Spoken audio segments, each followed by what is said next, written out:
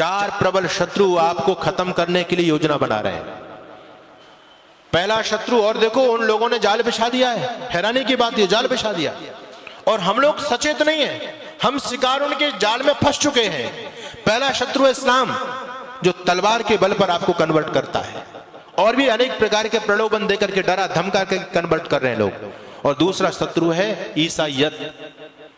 आपको जानकारी होनी चाहिए, इस देश में एशिया का सबसे बड़ा मदरसा है, इस देश में एशिया का सबसे बड़ा चर्च भी बन रहा है। अरे हैरानी की बात है, एशिया का सबसे बड़ा मदरसा पाकिस्तान ईरान में होता तो कुछ बात समझ में आती, लेकिन हिंदुस्तान में हमारी छाती पर है, और वहां से हजारों प्रचारक हर साल तैयार किए जाते हैं इस्लाम को बढ़ाने के लिए। एशिया का सबसे बड़ा चर्च भी आपके पंजाब के अंदर जालंधर जिले के अंदर बन रहा है। मैं पूछना चाहता हूं आपसे, जहां से इनके धर्म के प्रचारक तैयार होंगे, वो एशिया के सबसे बड़े बड़े सेंटर आपके देश में खुल चुके हैं। 2 लाख जमातें इस देश में काम करती हैं, 1 लाख पादरी इस देश में काम करते हैं। दिन रात एक ही लक्ष्य है, हिंदुत्व को खत्म करना। क्या आपके वो भी सेंटर हैं इस देश में जहां से आपके धर्म प्रचारक तैयार होते हो? बताइए मुझे। जहां से आपके धर्म प्रचारक तैयार होते थे, सारे के सारे गुरुकुल बंद, और बंद इसलिए हो गए हमारी उदासीनता के कारण। हम कोई भी व्यक्ति अपने बच्चों को गुरुकुल में पढ़ाना नहीं चाहता। हम तो स्वतः अपने आप खत्म होने के कगार पर पहुंच रहे हैं। हमारा समर्पण नहीं है जो समर्पण उन लोगों का अपने धर्म और संस्कृति के प्रति, हमारा बिल्कुल भी समर्पण नहीं है। 6500 विद्यार्थी वहां रहते हैं। मैंने कुलपति से पूछा, इनका खर्चा कैसे करते हो, निःशुल्क चलाते हो आप? कहते हैं स्वामी जी, हमारे यहाँ एक रिवाज है, हमारे यहाँ रिवाज है कि गरीब से गरीब मुसलमान यदि 200 रुपए कमाता है तो शाम को 20 रुपए पहले हमारे दीन के लिए निकालेगा, उसके बाद फिर 180 रुपए का प्रयोग करेगा, उसके बाद पैसा प्रयोग करेगा, वो पहले नहीं कर सकता। और हम कहीं दान मांगने के लिए नहीं जाते, परिवार के हिसाब से, परिवार में जितने मेंबर हैं महीने के हिसाब से सबका दशांश ऑटोमेटिक हमारे पास में आता है। कोई व्यक्ति महीने में देके जाता है, कोई 2 महीने में देता, कोई 6 महीने में देके जाता है, अपने आप देकर के जाते हैं। एक रिक्शा चलाने वाला व्यक्ति भी इस बात का ध्यान रखता है। उनका समर्पण आप देखो, आप खूब कोठी बंगले बना रहे हो, संपत्ति जोड़ रहे हो, लेकिन आपका भविष्य अच्छा नहीं है। वो लोग आगे बढ़ते चले जा रहे हैं। मैं आपको डराने के लिए नहीं कहता, मैं आपको सावधान करने के लिए आज बताना चाहता हूं। ईसाईयत इतनी चरम सीमा पर फैल रही है। पहले आदिवासी क्षेत्रों में थे ये लोग, अब विकसित राज्यों की तरफ, पंजाब हरियाणा जो सबसे विकसित राज्य हैं, उनमें लोगों ने डेरा जमा दिया है, पूरी तरह से डेरा जमा दिया। गांव की गांव, हरियाणा के अंदर कैथल जिले के अंदर एक गांव ऐसा है जो पहला गांव बन चुका है, और उस गांव के अंदर एक भी हिंदू नहीं बचा, सारे के सारे ईसाई हो गए, सारे के सारे ईसाई। 2 शत्रु प्रबल हैं जिन्होंने पूरी तरह से खत्म करने की योजना बना दी। यूरोप से आपको खत्म कर दिया, एशिया से आपको खत्म कर दिया। अब दोनों जो प्रबल शत्रु हैं आपके दुश्मन, ईसाईयत और क्रिश्चियनिटी, इन लोगों का ध्यान केवल भारत देश की तरफ है, और उन लोगों का ध्यान केवल आप हिंदू लोगों की तरफ है। दोनों में प्रतिस्पर्धा हो रही है कि कौन ज्यादा से ज्यादा हिंदुओं का सफाया करेगा, कौन इनको ज्यादा से ज्यादा ईसाई बना पाता है, या हम इनको मुसलमान बना पाते हैं। दोनों वर्ग बहुत बड़े टारगेट लेकर के आपके बीच में काम कर रहे हैं। तीसरा शत्रु है कम्युनिस्ट विचारधारा।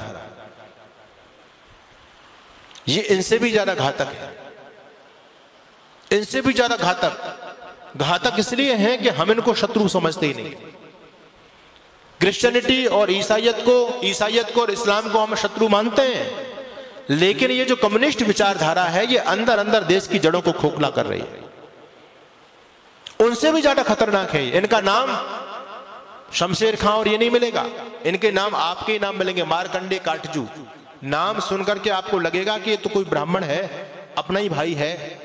नाम आपके हैं उनके, और काम सारे के सारे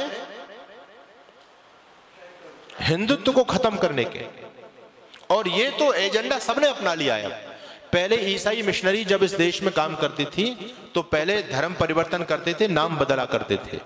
अब वो लोग भी सतर्क और सावधान हो गए। वो लोग अब नाम नहीं बदलते, क्योंकि नाम बदलेंगे तो लोगों की आंख खुल जाएंगी, अरे हमारे इतने भाई कन्वर्ट हो गए, ईसाई बन गए। तो नाम वही रखते हैं, लेकिन अंदर से धर्म परिवर्तन करा देते हैं, जिससे हम लोग गफलत में सोते रहे। आप लोगों ने छत्तीसगढ़ के मुख्यमंत्री होते थे, नाम था अजीत जोगी। नाम सुनकर के आपको क्या लगता है जी, कौन होगा? अजीत जोगी। आपको लगेगा कि हमारे आदित्यनाथ योगी का ही भाई होगा अजीत जोगी को। नाम हिंदुओं जैसा उस व्यक्ति का, लेकिन व्यक्ति कौन था? ईसाई, पक्का ईसाई। उस व्यक्ति ने सत्ता में रहते रहते लाखों लोगों को कन्वर्ट किया, और जब वो व्यक्ति मर गया तो ईसाई रीति रिवाज के द्वारा उसको दफनाया गया, उसका अंतिम क्रियाकलाप किया गया।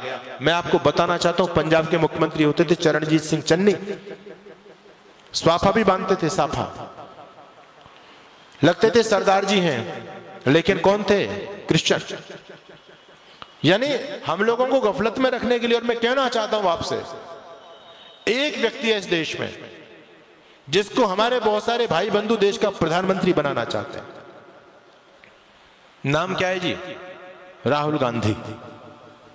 ठीक है, हो सकता है मेरी बात से लोगों को कुछ मिर्च भी लगे। नाम है राहुल गांधी, लेकिन कौन है? धर्म से बताओ मुझे, क्या धर्म है उस व्यक्ति का? है वो ना मुसलमान ना ईसाई, वो तो वर्ण संकर खिचड़ी है। उसके दादा परदादा कभी मुसलमान थे, फिर उसकी मां ईसाई थी, वो हिंदू तो है ही नहीं।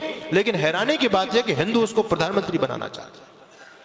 यानी हम जरा भी नहीं सोचते, जब इस ईसाई इस देश की सत्ता को अपने हाथ में लेगा, वो ईसाइयत को बढ़ावा देगा, हिंदुत्व को बढ़ावा देगा। ये सोचने की बात है। हम अपने स्वार्थ में इतने ज्यादा अंधे हो रहे हैं, आज राजनीतिक स्वार्थों में इतने अंधे हो रहे हैं। कोई अगर राजनीतिक पार्टी देश के लिए अच्छा काम भी करे, हमको उसका विरोध जरूर करना है।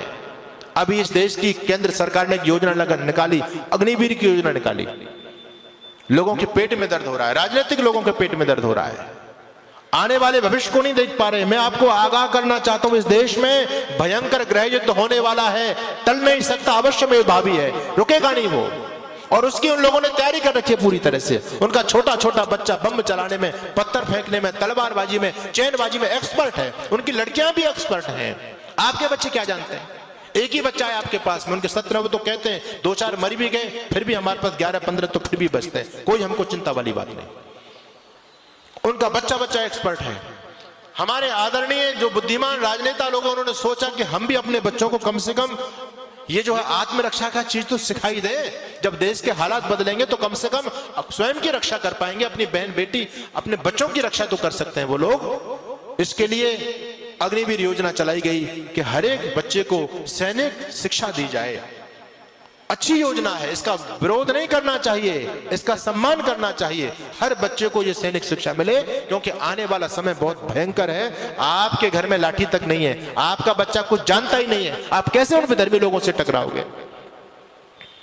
एक सज्जन कहने लगे, अब हमको AK-47 रखनी पड़ेगी, बंदूक रखनी पड़ेगी, भाला रखना पड़ेगा, अपने घर में फरसा रखना पड़ेगा, लाठी रखनी पड़ेगी। अरे मैंने कहा, इतने हथियार के नाम तुमने गिना दिए, इन हथियारों को चलाएगा कौन?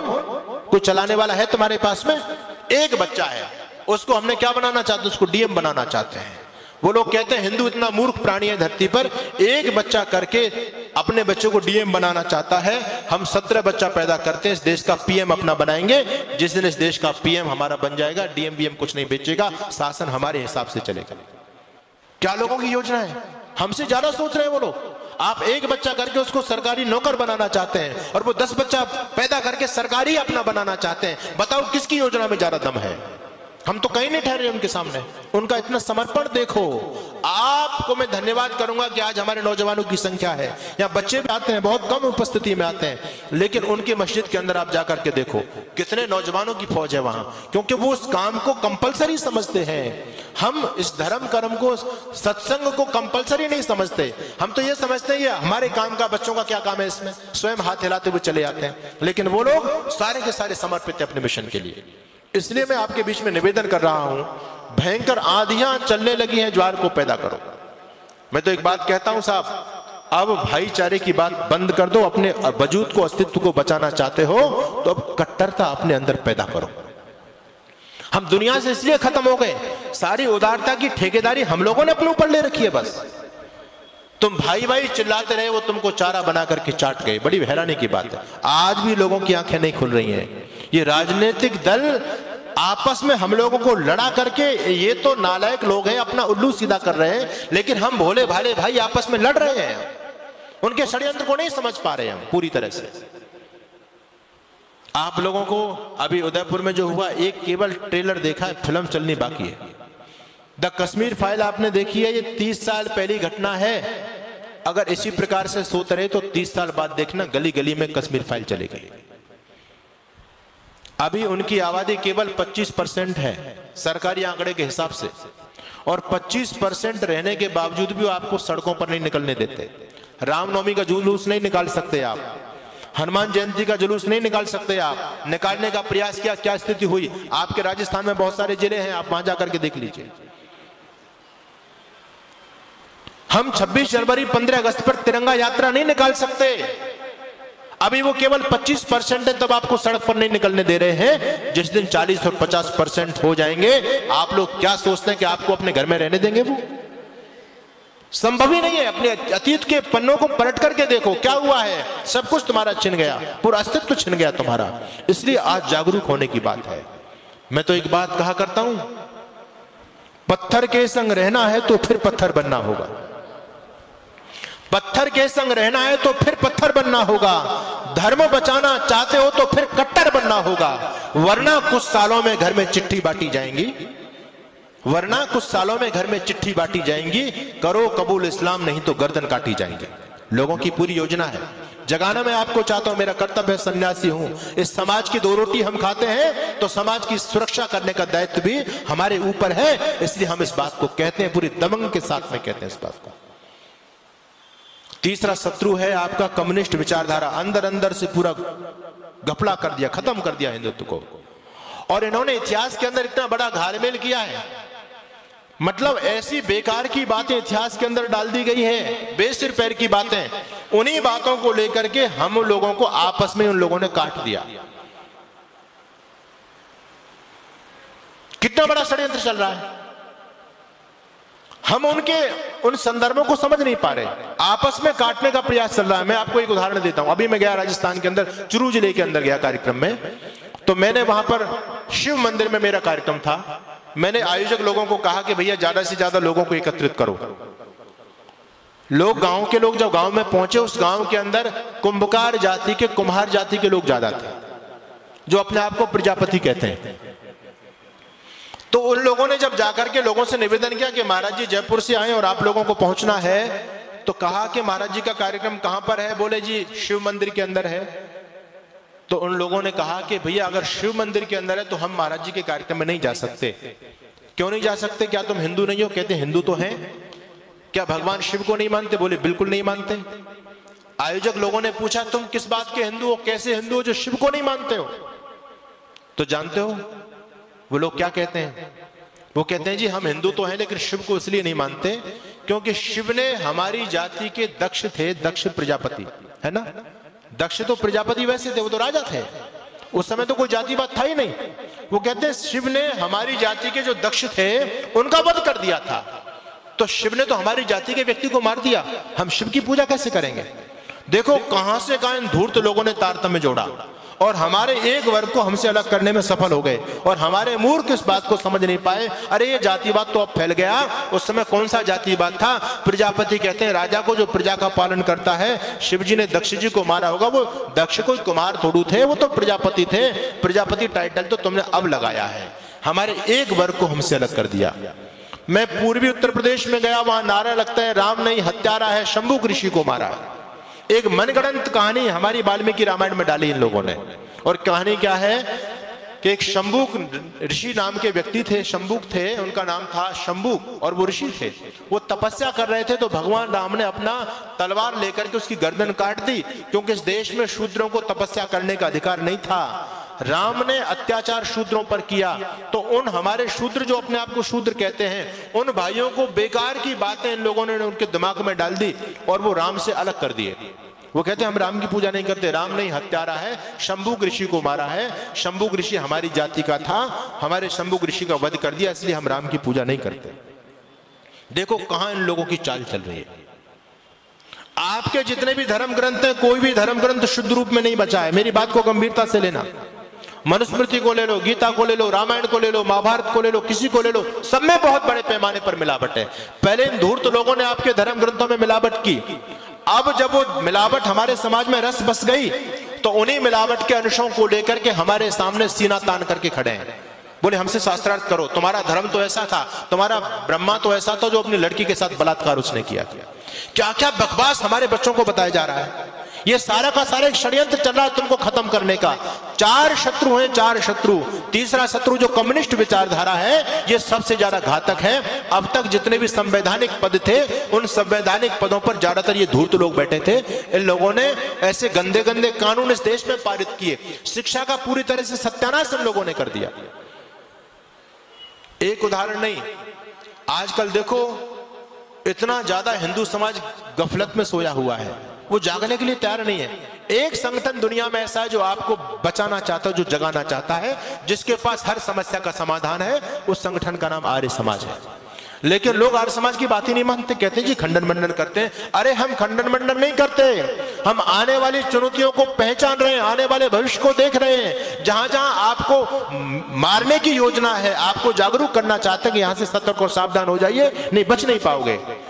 तुम्हारे धर्म ग्रंथों में कितनी मिलावट की गई, तुम उनका उत्तर नहीं दे सकते। आर्य समाज के बदौलत तुम बचे हुए हो, इस बात को भूलना नहीं।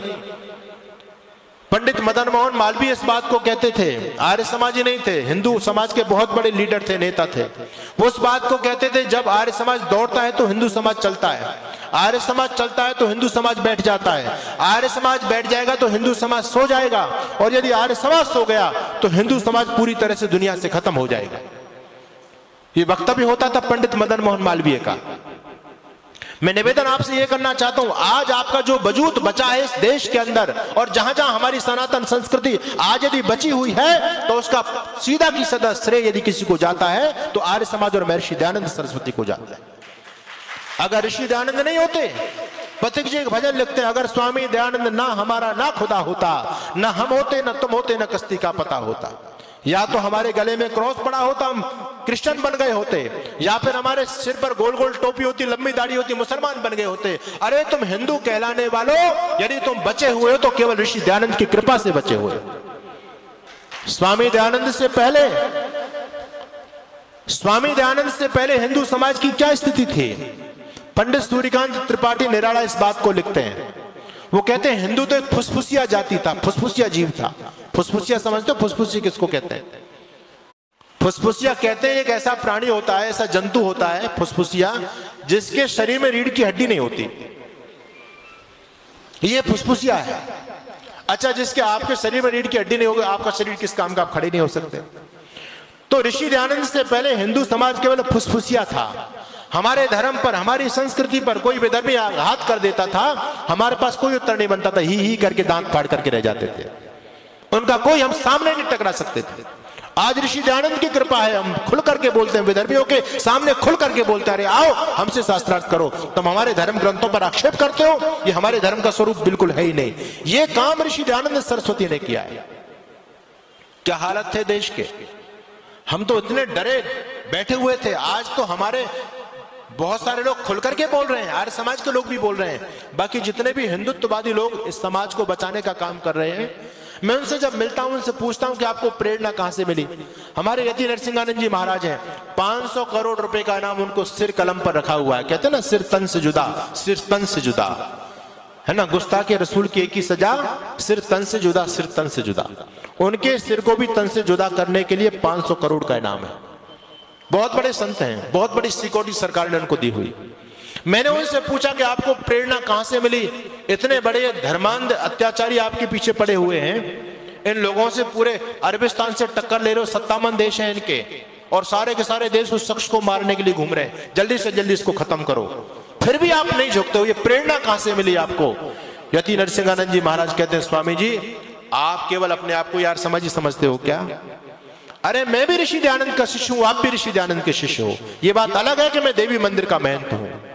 मुझको अपने धर्म से लड़ने की प्रेरणा मिली है तो स्वामी दयानंद सरस्वती से मिली है। और वो कहते हैं इस भारत की धरती पर पहला कोई ऐसा महामानव पैदा हुआ जिसने इस्लाम के खिलाफ लिखने की हिम्मत की थी, तो वो ऋषि दयानंद सरस्वती थे। ऋषि दयानंद सरस्वती से कोई इस्लाम के बारे में 2 शब्द नहीं लिख पाया स्वामी दयानंद से पहले।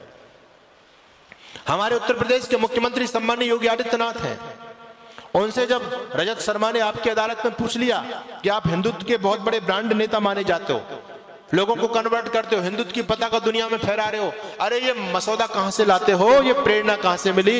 योगी आदित्यनाथ अपने थैला से एक पुस्तक निकालते हैं, उस पुस्तक का नाम सत्यार्थ प्रकाश। कहते हैं ये वो पुस्तक है जो मुझको अपने धर्म के लिए लड़ने की प्रेरणा देती है।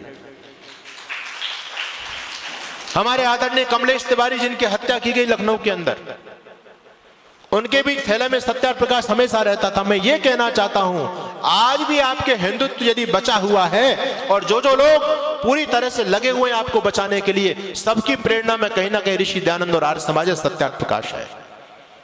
अगर आप अपने धर्म को बचाना चाहते हो, संस्कृति को बचाना चाहते हो, हालात दिन प्रतिदिन कमजोर होते चले जा रहे हैं।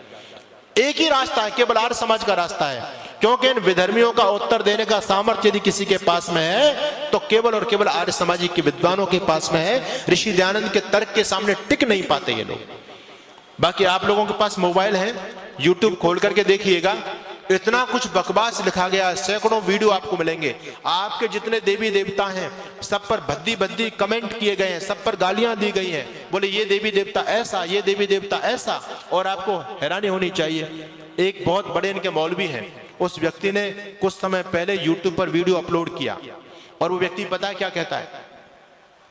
वो व्यक्ति कहता है धरती पर सबसे पहला मुसलमान कौन था? आप किसको मानते हैं? मोहम्मद साहब को मानते हैं? वो कहता नहीं, मोहम्मद तो बाद में हुए। वास्तव में इस्लाम सबसे सनातन है, क्योंकि हम लोग सबको सबसे पहले शिव जी को मानते हैं, भगवान शिव को मानते हैं, वही आदि है। तो कहते हैं सबसे पहला मुसलमान भगवान शिव मुसलमान बन गए थे, उन्होंने इस्लाम स्वीकार कर लिया था। अब देखो वो कहां व्यक्ति दाव खेल रहा है। वो कहता है सबसे पहला मुसलमान धरती पर कोई था तो भगवान शंकर था। कैसे था? कहता है कि हमारे यहां मुसलमान कोई जन्म से पैदा नहीं होता, मुसलमान तब बनता है जब उसका खतना किया जाता है ना, खतना करते हैं, उसकी लिंग को काटते हैं वो लोग बच्चे की, तो कहते तब मुसलमान बनता है। तो सबसे पहले खतना किसका हुआ था, लिंग छेदन किसका हुआ था? शिव पुराण के अंदर एक मनगढ़ंत कहानी लिखी गई। वो भगवान शिव के चरित्र पर इतना गंदा आरोप इन लोगों ने लगाया, इन विधर्मी कम्युनिस्ट लोगों ने। ये जितने पुराण हैं ये हमारे लोगों के द्वारा बनाए हुए नहीं है, ये सारे के सारे विदेशी विधर्मी लोगों की चाल है आपके हिंदुत्व को खत्म करने की।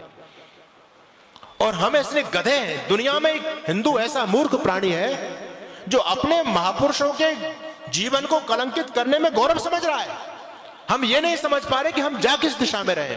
अरे जो जाति अपने स्वाभिमान को नहीं बचा सकती, जो जाति अपने महापुरुषों के सम्मान को, अपने इतिहास को नहीं बचा सकती, वो जाति भी इतिहास के पन्नों में सिमट करके रह जाती है, खत्म हो जाती है पूरी तरह से। आज आपको देखना ड्रामा चल रहा है आजकल, है ना, क्या कावड़ लेने लोग जा रहे हैं। कहां हम चले गए भाई? सोचो, आज से 20 साल पहले कहां कावड़ लेने कौन जाता था? आज तो लोग पागल हो रहे हैं, करोड़ों लोग जा रहे हैं वहां। और देखो क्या नए नए लोगों ने फंडे अपना लिए। अभी मैं देख रहा था वो कावड़ लेकर के आ रहा है, 125 किलो पानी है, गंगा का जल लेकर के आ रहा है। कोई व्यक्ति कुछ लेकर के आ रहा है कि कोई तो मोटरसाइकिल पर उसने बैल की आकृति बना ली और उस पर शिव जी का रूप बना लिया है। छोटे छोटे बच्चों को भगवानों का मजाक बना लिया हम लोगों ने। ये मतलब देखो, मुसलमान कोई भी अपने अल्लाह का वो नहीं कर सकता, कोई मोहम्मद बनकर के नहीं दिखा सकता, है ना। लेकिन हम इतने गधे हैं, हम सारी लीलाएं करते हैं। छोटे छोटे बच्चों को शिव जी का रूप बना दिया, किसी को हनुमान, किसी का मुंह पोत करके बंदर का बना दिया, किसी की पूंछ लगा दी। और क्या किसी को, अब देखो जो कावड़ लेकर के आ रहे हैं ना, उनके गाने देखो, भक्ति चल रही है क्या।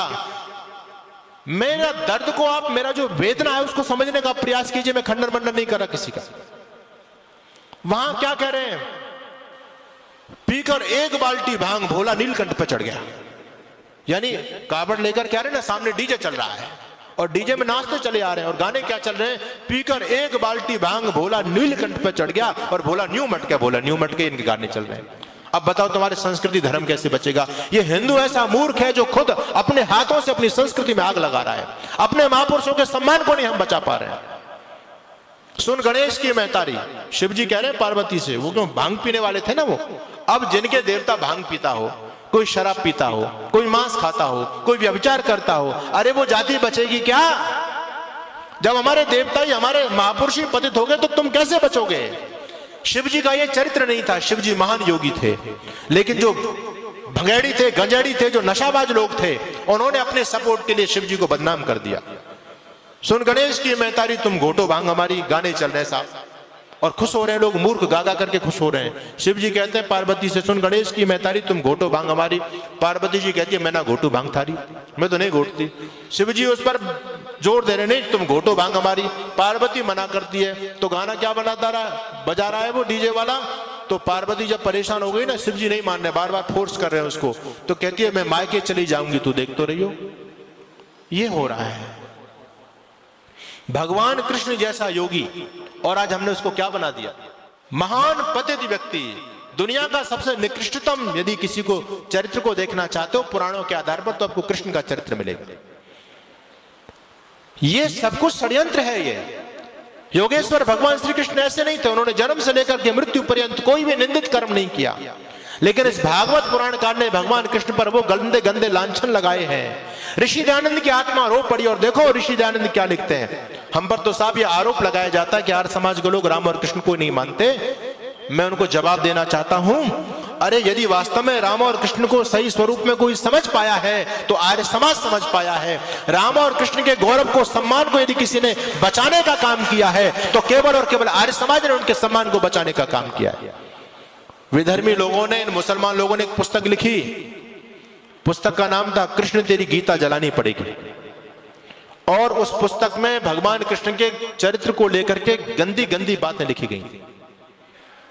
ये जितने भी भागवताचार्य घूमते हैं, ये लीलाएं करते हैं कृष्ण की, किसी में हिम्मत नहीं हुई कि विधर्मियों के द्वारा जो आक्षेप भगवान कृष्ण के चरित्र पर किए गए, कोई भी माई काला उनके प्रश्न का उत्तर दे दे। किसी की हिम्मत नहीं हुई।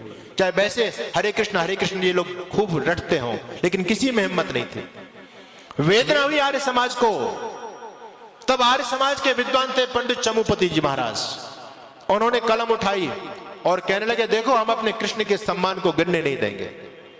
पंडित चमुपति एमए ने पुस्तक लिखी जिसका नाम था रंगीला रसूल, और वो कृष्ण तेरी गीता जलानी पड़ेगी उस पुस्तक का उत्तर लिखा था उन्होंने।